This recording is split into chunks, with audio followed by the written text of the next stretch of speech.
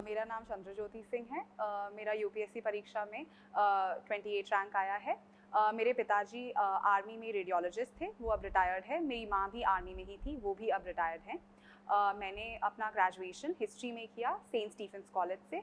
उसके बाद जब मेरा ग्रेजुएशन 2018 में ख़त्म हो गया, तब मैंने यूपीएससी की तैयारी शुरू कर दी। जब मैंने 2018 में अपना ग्रेजुएशन कंप्लीट किया, तब मेरी उम्र सिर्फ 20 साल थी, तो मैं उस वक्त अटेम्प्ट नहीं कर सकती थी पेपर। यदि आपको अपने प्रथम प्रयास में ही इस परीक्षा में उत्तीर्ण होना है, तो आपको सबसे पहले तो स्मार्ट वर्क और हार्ड वर्क दोनों करना पड़ेगा। दूसरी बात, आपको डेफिनेटली अपना जो आप किताबें पढ़ रहे हैं, वो उनको लिमिटेड रखने पड़ेंगे। ज़्यादा किताबें मत पढ़िए, कम किताबें पढ़िए, उन्हें बार-बार पढ़िए, उन्हें बार-बार रिवाइज़ कीजिए। और तीसरी बात, मैंने अपने ये इस प्रथम प्रयास में इस एग्ज़ामिनेशन को क्लियर करने के लिए अपना मोटिवेशन हमेशा ऊपर रखा। हमेशा अपने माता-पिता से बात की। यदि कभी मुझे डीमोटिवेशन फ़ील हो भी रहा था, तभी मैं अपने माता-पिता या दोस्तों से बात कर लेती थी। और बार-बार मैं खुद को याद दिलाती थी कि मैं क्यों यूपीएससी परीक्षा क्लियर करना चाहती हूँ।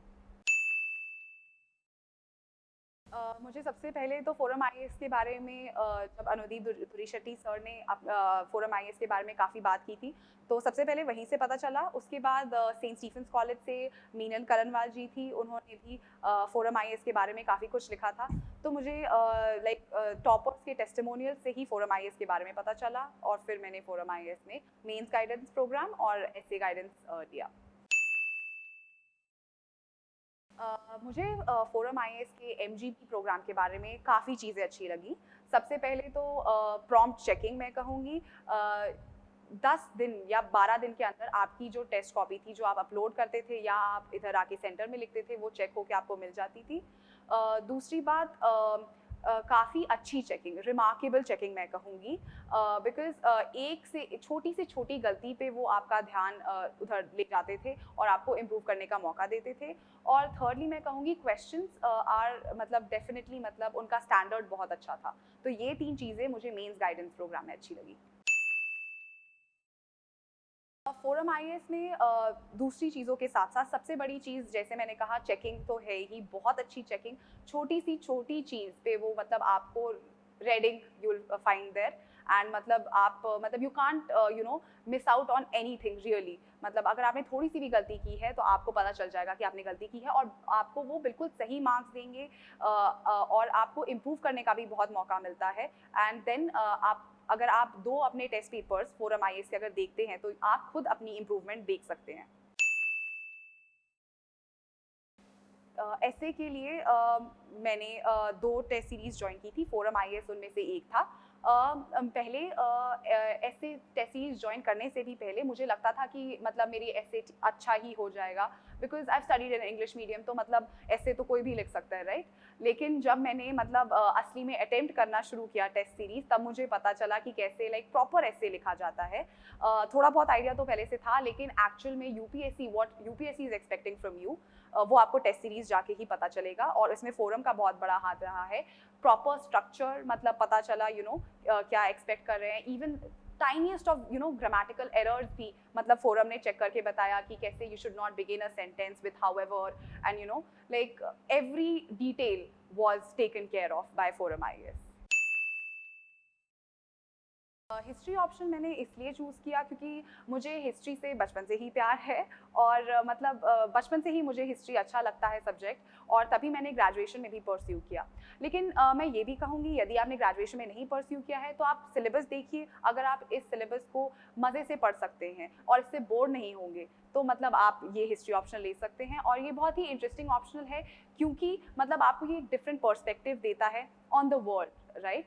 एंड ये आपको दूसरे जीएस में भी हेल्प करेगा, और साथ साथ में आपको न्यू आइडियाज़ देगा अपने एसए में लिखने के लिए। तो इसीलिए हिस्ट्री ऑप्शनल मुझे बहुत अच्छा लगा और मैंने लिया। यदि आपको हिस्ट्री ऑप्शनल में अच्छे मार्क्स लेने हैं, तो सबसे पहली चीज़ आपको ये रियलाइज़ करना पड़ेगा, syllabus is vast. But it is not unmanageable, आप कर सकते हैं because you love the subject, you have chosen this for your self, तो आप डेफिनेटली कर सकते हैं. So don't get scared at all of this optional. Secondly, I would say कि focus on answer writing because at the end of the day आप इतने सारे sources भी चाहे पढ़ लें history के लिए, आपको end में answer लिमिटेड स्पेस में और लिमिटेड टाइम में अपने आइडियाज कन्वे करने पड़ेंगे. तो इसीलिए answer writing practice just like GS it's very important.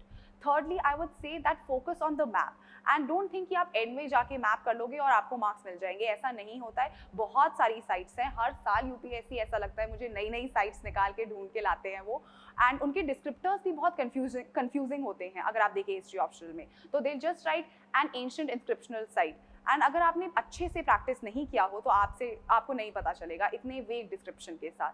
तो मैं कहूँगी कि आप definitely go for map practice, और उससे आप जितना रेगुलर बना सके बनाइए रेगुलर. मेरे हिसाब से कितने घंटे पढ़ना चाहिए should not be the question. What matters is at the end of the day your quality of the amount of time you've studied. तो मैं कहूँगी हाँ, टाइम तो काफ़ी डिवोट करना पड़ेगा. मैं खुद मतलब अगर एग्ज़ाम काफ़ी थोड़ा दूर है तो मैं 8 घंटे के आसपास पढ़ती थी. एग्ज़ाम जब पास आने लगता था तो 10 से 12 घंटे तो हो ही जाते हैं. But also keep in mind कि आपकी क्वालिटी इंपॉर्टेंट है, और ज़्यादा घंटे आप बस टाइम देख के मत पढ़िए, अपना क्वालिटी इंप्रूव कीजिए पढ़ाई का. प्रीलिम्स देने से पहले मुझे तो बहुत डर लगा था. मुझे तो अभी तक याद है, like I was just so nervous. I was shaking. Like my mother was with me when I had the prelims examination, and मैं उनका हाथ पकड़ के बस खड़ी थी और मेरे हाथ से पसीने छूट रहे थे literally. लेकिन एक बार आप एग्जामिनेशन सेंटर में घुस जाते हैं, एक बार आप मतलब पेपर देख लेते हैं, try to calm yourself down. अगर डिफिकल्ट है तो डिफिकल्ट सबके लिए होगा, अगर ईजी है तो ईजी सबके लिए होगा, राइट? तो मतलब उसके हिसाब से आप अटेम्प्ट कीजिए पेपर, और उसके हिसाब से ही मतलब अपने गेस वर्क लगाइए. प्रीलिम्स के लिए मेरी रणनीति तो कोई खास नहीं थी. मुझे पता था कि मुझे एक सर्टेन नंबर ऑफ क्वेश्चंस मैं अटेम्प्ट करती हूँ तो मेरा स्कोर पॉजिटिव आता है, मतलब क्लियर होने का चांस रहता है. तो I would always try to attempt questions 80 to 85 के बीच में, और मैंने 83 क्वेश्चंस अटेम्प्ट किए थे अपने प्रीलिम्स में, और hopefully like I hope it's a good result. It is a good result. So हाँ, तो मैंने मतलब 80 to 85 के बीच में मैं क्वेश्चंस अटेम्प्ट करती थी, और सबसे ज़्यादा मैंने प्रीलिम्स में फोकस किया करंट अफेयर्स, कॉन्स्टेंटली रिवाइज किया, because that is the advantage I think first attempters will have over the mains. No, that is the advantage the first attempters will have over the other students who are attempting the paper again, because जो दूसरे attempt कर रहे हैं उनका तो उन्होंने static अच्छे से revise कर लिया, but current affairs में you have a level playing ground and you can actually work on it and make it your strength. So that is what I would like to say. Focus on your current affairs and take as many mocks as possible. दोनों equally important है मेरे हिसाब से. Revise करना तो बहुत ज़्यादा ज़रूरी है, लेकिन आपको पता नहीं चलेगा बार बार रिवाइज करके भी कि how much you retain till the time you test your self. So I would say that revision has its own place, but after revising your syllabus you should definitely go for testing your self. Prelims जैसे ही मेरा ख़त्म हुआ था, मुझे positive feeling तो आ रही थी अपना प्रीलिम्स का पेपर देकर. मैंने एक हफ्ते तक थोड़ा रिलैक्स किया, और उसके बाद मैंने अपनी मेंस की तैयारी पूरी शुरू कर दी. इंटरव्यू के लिए मेरी बहुत सिंपल रणनीति थी. बस मैंने 3 चीज़ों पे फोकस किया. सबसे पहले मैंने अपना डैफ अच्छे से प्रिपेयर किया, और मैंने उसके ऊपर जो भी इंफॉर्मेशन थी अच्छे से कलेक्ट की, उसको बार बार रिवाइज किया. अपने डैफ में कुछ भी नहीं छोड़ा. छोटी सी छोटी चीज़ जो थी, मैंने जो वर्ड लिखा था डैफ में उसके बारे में मैंने मतलब as much as I could research, I research. Secondly मैंने करंट अफेयर्स पे काफ़ी ज़्यादा फोकस डाला, क्योंकि current affairs obviously this examination is based on current affairs, but interview में भी आपको you have to be really quick thinking, क्योंकि वो आपसे उसी वक्त क्वेश्चन पूछ रहे हैं, तो आप you have to keep your current affairs on your tips really. And और तीसरा, मैं बहुत सारे मैंने मॉक इंटरव्यूज़ लिए. मैंने राव पे मॉक इंटरव्यू लिया, और भी चाणक्य और भी काफ़ी सारे कोचिंग इंस्टीट्यूट्स पे मैंने मॉक इंटरव्यूज़ लिया, so as to just test my self and see how well I perform in a real life situation. इस एग्जामिनेशन में तो everyone has faced demotivation, whether you're the first attempter or a second attempter, because it's a really trying examination. First year you drop, and then another year goes by and you take the exam, and then another year goes by the time you're you're done with it. So I would say कि मतलब अगर आप demotivate हो रहे हैं, So पहली बात तो again go back to the reasons why you decided to go for civil services, right?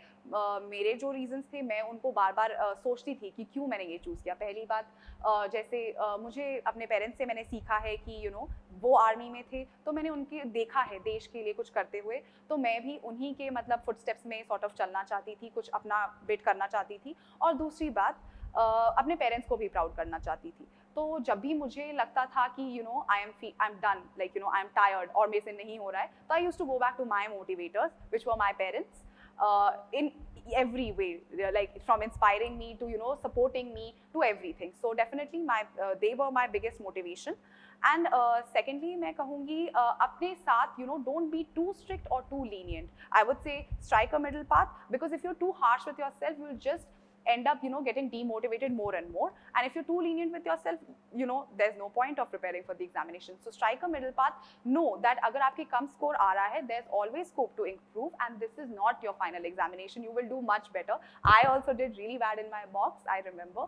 So yeah, like don't worry too much about your mock results.